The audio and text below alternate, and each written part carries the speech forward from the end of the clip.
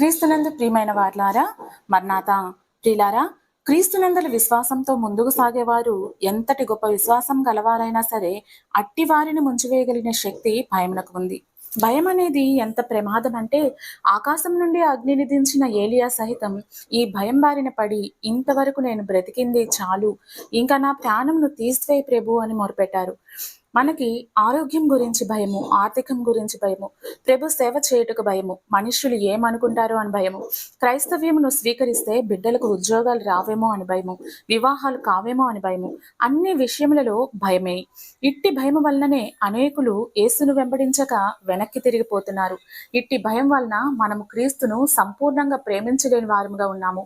భయపడి క్రీస్తును ఎరగనని 3 సార్లు అబద్ధమాడిన పేతురును నీవు నన్ను ప్రేమిస్తున్నావా అని ముమ్మారు అడుగుట వలన ప్రభువు అతన్ని స్థిరపరిచారు. భయము, ప్రేమ రెండు ఒకదానికొకటి వ్యతిరేకంగా పనిచేస్తాయి. ప్రభువైన యేసు మన కొరకై మరణించుటకు వెనుక తీయక ముందుకు వచ్చి సిలువలో ప్రాణమర్పించారంటే ఆయనలో భయం లేదు గనకే, మనమంటే సంపూర్ణమైన ప్రేమ ఉన్నది గనకే. ఇట్టి ప్రాణత్యాగం చేసిన క్రీస్తు ప్రభు తన క్రియాపూర్వకమైన సంకల్పం ద్వారా ఒక సత్యమును బయలుపరుచున్నారు. అదేమనగా ప్రేమలో భయం ఉండదు అని. అంతేకాదు, పరిపూర్ణమైన ప్రేమ భయమును వెళ్ళగొట్టును. ఏలయనగా మనము మరలా భయపడుటకు దాస్యపు ఆత్మను పొందలేదు గాని దత్తపుత్రాత్మను పొందితిమి. కనుక భయపడువాడు క్రీస్తునైనను ఆయన రాజ్యంనైనను సంపూర్ణంగా ప్రేమించుట అసాధ్యము. కనుకనే ప్రభువు తనను వెంబడించు వారందరితో భయపడకుడి అని వాగ్దానం చేశారు. మన సంరక్షకుడైన యేసుక్రీస్తు ప్రభువారు మన భయములను, బలహీనతలను ఎరిగిన వారై వాటికి విరుగుడుగా ఎంత గొప్ప వాగ్దానం చేశారో కదా.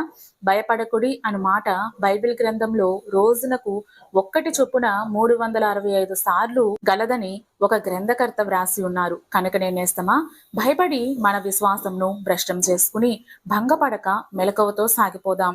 ముందుగానే మన కొరకు దాచి ఉంచిన వాగ్దానంను ఆధారం చేసుకుని వాటిని వాడుకుంటూ విశ్వాసంను కాపాడుకుందాం. నేస్తమా చివరిగా ఒక్క మాట, ఆవగింజంత విశ్వాసంతో ఒక్క అడుగు భయపడకుండా నీవు వేయగలిగితే మిగిలిన 99 అడుగులు ప్రభువే నీ చేత వేయించి నీ మార్గమునకు అడ్డుబండలుగా నిలిచిన ఆ పర్వతాలను సహితం దాటించగలడు.